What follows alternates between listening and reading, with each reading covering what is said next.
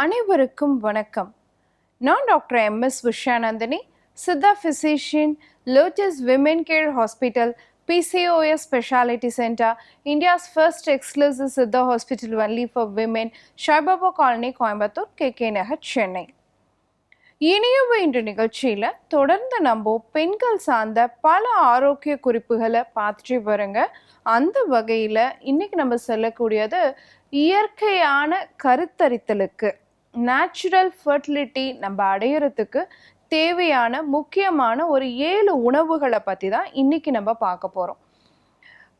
7 உணவுகளுமே 7 விதமான செய்கைகளுக்கு காரணமாக இருக்கு. முதல் காரணம் பார்த்தீங்க அப்படின்னு சொன்னால், கருப்பைக்கு போகக்கூடிய இரத்த ஓட்டத்தை சீர்படுத்தக்கூடிய உணவுகள்லாம் என்ன? ஏன்னா அது கரெக்டாக இருந்தால் தான் கரு நல்லா பதிஞ்சு வளர்கிறதுக்கு சப்போர்ட்டிவாக இருக்கும். அதுக்கு முக்கியமான தேவையான உயிர்ச்சத்து வந்து பார்த்திங்கன்னா vitamin C. So vitamin C நிறைந்த எலுமிச்சை, திராட்சை இந்த மாதிரியான விஷயங்கள் எல்லாம் கரு வந்து நல்லா பதிஞ்சு வளர்கிறதுக்கு ரொம்ப சப்போர்ட்டிவாக இருக்கும். அதுக்கு அடுத்து பார்த்தீங்கன்னா தர்பூசணி. இதில் இருக்கக்கூடிய சிட்ருலைன் அப்படிங்கிற உயிர்வேதியியல் பொருள் கருப்பையில் நல்லா பதிஞ்சு வளர்கிறதுக்கும் இரத்த ஓட்டத்தை சீர்படுத்தக்கூடியதாகவும், அதே சமயம் வந்து ஆக்சிடேட்டிவ் ஸ்ட்ரெஸ்ன்னு சொல்லக்கூடிய செல்களில் ஏற்படக்கூடிய அழுத்தத்தை குறைக்கிறதுக்கு ரொம்ப சப்போர்ட்டிவாக இருக்கிறதாகவும் சொல்லப்படுது. அடுத்து பார்த்தோன்னா மாதுளையில் இருக்கக்கூடிய ஆந்தோசயனின், அதுவுமே வந்து பார்த்திங்கன்னா நைட்ரிக் ஆக்சைடு ப்ரொடக்ஷனை இன்க்ரீஸ் பண்ணி கருப்பைக்கு போகக்கூடிய இரத்த ஓட்டத்தை சீர்படுத்தக்கூடியதாக இருக்குது. ஸோ இந்த 3 விஷயங்கள் நம்ம உணவில் சேர்த்தும் பொழுது கருப்பைக்கு போகக்கூடிய இரத்த ஓட்டம் சீராக இருக்கும். அடுத்த விஷயம் பார்த்திங்கன்னா, கருமுட்டை வளர்ச்சி ஆரோக்கியமாக இருக்கிறதுக்கு என்ன காரணம்? ப்ரொஜெஸ்ட்ரோன் அப்படிங்கிற ஹார்மோன் தான் காரணமாக இருக்குது. அந்த ஹார்மோன் நல்லா சுரந்தால் மட்டும்தான் ப்ராப்பராக கருமுட்டை வெடித்து வளரும். நல்லபடியாக கருமுட்டையும் கர்ப்பப்பையில் பதிஞ்சு வளர்கிறதுக்கு வாய்ப்பு உள்ளதாக இருக்கும். அப்படி இருக்கக்கூடிய பழங்கள் பார்த்திங்கன்னா கிவி, நெல்லி, இது ரெண்டுமே பார்த்திங்கன்னா ப்ரொஜெஸ்ட்ரோனுடைய அளவை அதிகரிக்கக்கூடியதாக இருக்குது. அதே சமயம் கொண்டைக்கடலை, டெய்லி ஒரு கப் கொண்டைக்கடலை சுண்டல் எடுத்துக்கிட்டாலே நமக்கு ப்ராப்பர் ஓவிலேஷனும் நடக்கும், ப்ரொஜெஸ்ட்ரான் ஹார்மோனும் ஆரோக்கியமாக இருக்கும், கருப்பையில் கருமுட்டை நல்லா பதிஞ்சு வளரும். இது 2வது விஷயம். 3வது விஷயம் பார்த்திங்கன்னா கருப்பை கழுந்து திரவம். இது கரெக்டாக இருந்தால் மட்டும்தான் உயிரணு நல்லபடியாக நீந்தி கர்ப்பப்பையில் போய் சேர்ந்து கருமுட்டை அடையிறதுக்கு சப்போர்ட்டிவாக இருக்கும். இதுக்கு என்ன பண்ணலாம்? நிறைய தண்ணி குடிக்கணும், ஒமேகா 3 சத்து நிறைந்த உணவுகளும் விட்டமின் டி சத்து நிறைந்த உணவுகளும் அதிகமாக சேர்த்திக்கணும். இதில் முக்கியமாக ஃப்ளாக்ஸ் சீட்ஸில் இருக்கக்கூடிய லிக்னேன் அப்படிங்கிற சத்து பொருள் நல்லபடியாக உயிரணு நீந்தி போகிறதுக்கு சப்போர்ட்டிவாக இருக்குது. காரணம், கருப்பை கழுந்த திரவத்தை அதிகரிக்கக்கூடிய தன்மை அதுக்கு இருக்குது. ஸோ சர்விக்கல் மியூக்கஸ் ப்ராப்பராக இருந்தால் தான் ஸ்பெர்ம் மொட்டிலிட்டி நல்லபடியாக இருக்குங்கிறத நம்ம தெரிஞ்சுக்கணும். இதே மாதிரி வெள்ளை எள்ளுக்கும் இதே தன்மை உடையதாக இருக்குது. இதனால் உயிரணு நல்லபடியாக நீந்தி கருமுட்டை அடையிறதுக்கு சப்போர்ட்டிவாக இருக்கும், சர்விக்கல் மியூக்கஸை இன்க்ரீஸ் பண்ணக்கூடியதாகவும் இருக்கும்.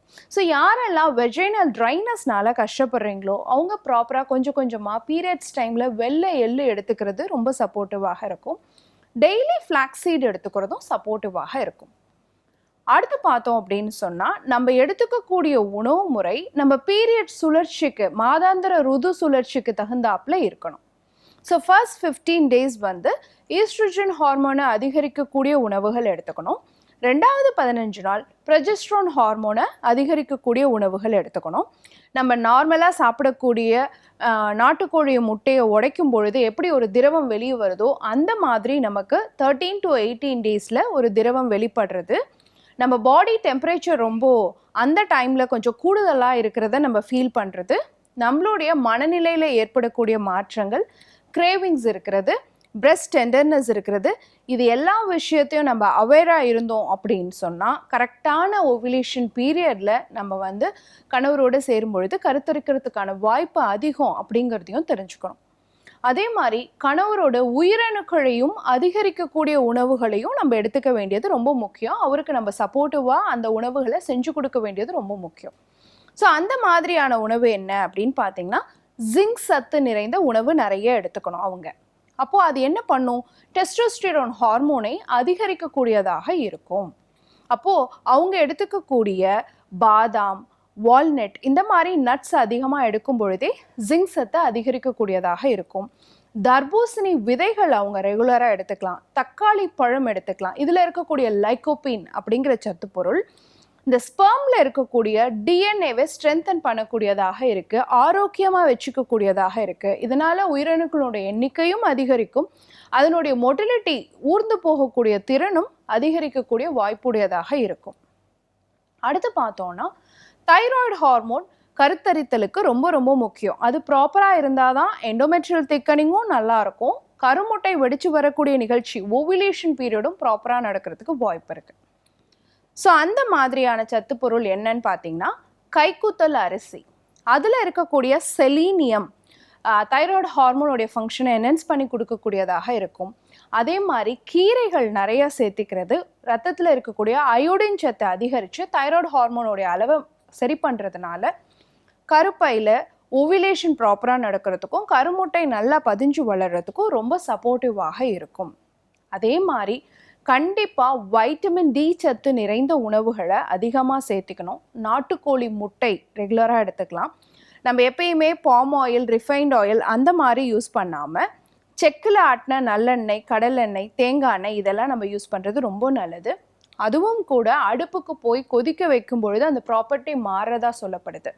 ஸோ கருத்தரித்தலுக்காக முயற்சி செய்யக்கூடியவங்க ஒரு ஸ்பூன் தேங்காய் எண்ணெய் ரெகுலராக ட்ரெஸ்ஸிங் ஏதாவது ஒரு ஃப்ரூட்ஸில் ஊற்றியோ இல்லை வெஜிடபிள் சாலடில் ஊற்றி அப்படியே நம்ம எடுத்துக்கும் பொழுது அது கருப்பையில் கரு நல்லா பதிஞ்சு வளர்கிறதுக்கும் சப்போர்ட்டிவாக இருக்கும். கருப்பையில் இருக்கக்கூடிய வீக்கத்தை குறைக்கிறதுக்கும் ரொம்ப சப்போர்ட்டிவாக இருக்கும்.